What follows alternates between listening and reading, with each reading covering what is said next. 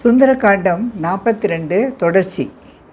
போன வீடியோவில் ஹனுமார் அவரை எதிர்க்க வந்த ராவணனால் அனுப்பப்பட்ட கிங்கரர்களெல்லாம் எதிர்நோக்கி அந்த வாயிலில் நின்று அவர்களை அடித்தார் அப்படிங்கிற வரைக்கும் பார்த்தோம். பூமியில் தன்னோட வால் அடித்து பெரிய குரல் எழுப்பினார். அதுக்கப்புறம் என்ன பண்ணாருங்கிறத இந்த வீடியோவில் பார்க்கலாம்.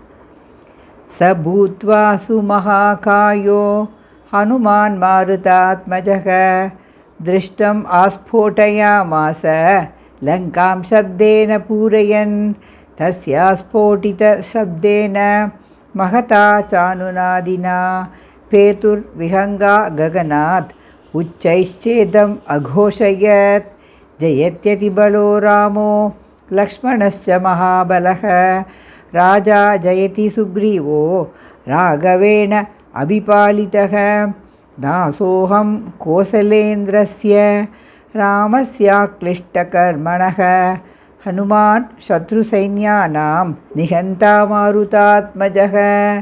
தான் யார் அப்படிங்கிறத இப்போ தான் இன்ட்ரடியூஸ் பண்ணிக்கிறார் ஹனுமான் எல்லாருக்கும்.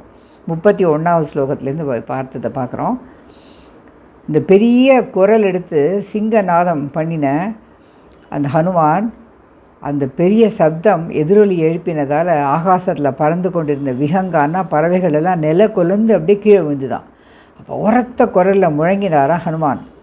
அதிபலசாலியான ஸ்ரீராமனுக்கு வெற்றி, மகாபலசாலியான லக்ஷ்மணனுக்கு ஜெயம் உண்டாகட்டும், ஸ்ரீ ரகுநாதனால் பாதுகாக்கப்படும் என்னுடைய சுக்ரீவ மன்னருக்கும் வெற்றி கிடைக்கட்டும், நல்லதையை செய்பவரும் கோசல நாட்டு மன்னருமான ஸ்ரீராமபிரபுவோட அடிமை நான், மாருதியனோட மைந்தன், காற்றினுடைய புத்திரன், ஹனுமான் என்று எனக்கு பெயர், எதிரிகளோட படைகளெல்லாம் அழிக்கும் அபார ஆற்றல் உடையவன் அப்படின்னு தன்னை பற்றி முழங்கினார் பெருத்த குரலில் பெரிய வடிவம் எடுத்துக்கொண்டு ஹனுமான் அந்த அரக்கர்களிடம்.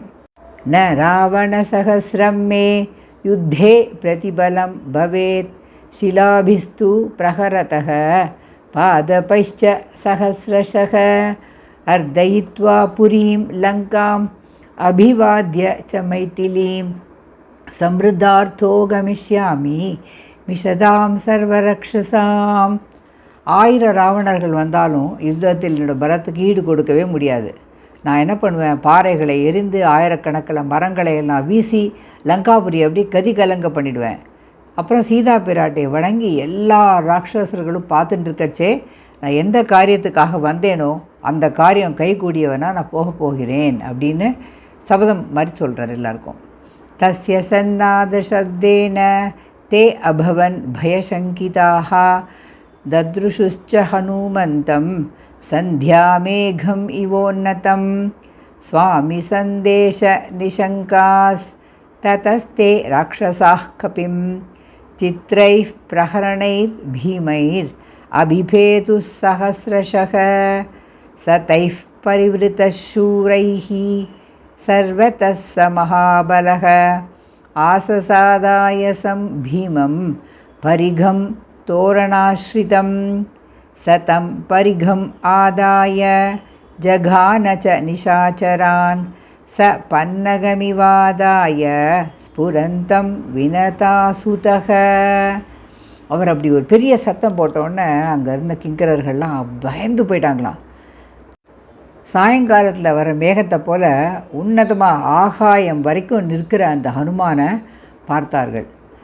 ராவணனுடைய ஆணையை நிறைவேற்றுவதற்கு துணிச்சலோடு உறுதி கொண்ட அந்த அரக்கர்கள்லாம் பலவிதமான பயங்கரமான ஆயுதங்களோடு அவர் மேலே ஆயிரக்கணக்கில் பாய்ந்தார்கள். எல்லா பக்கத்துலேயும் அவர் சுற்றி சூரர்களான அரக்கர்கள்.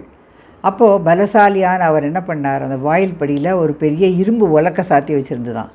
அதை கையில் எடுத்துட்டார்.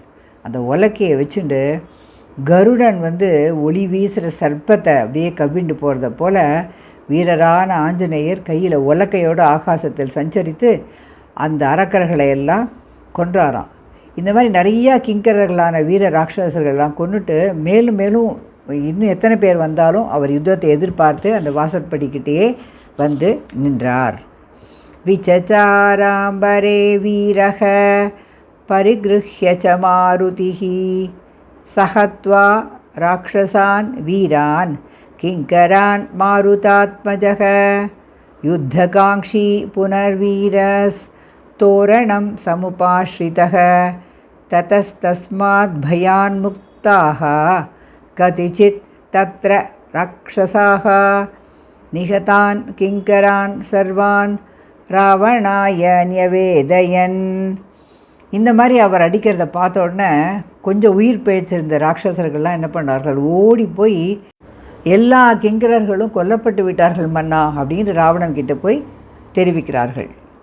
ச ராட்சசானாம் நிகதம் மகத்பலம் நிஷம்ய ராஜா பரிவிருத்தலோச்சனக சமாதிதேஷா பிரதிமம் பராக்கிரமே பிரஹஸ்தபுத்திரம் சமரே சுதுர்ஜயம்.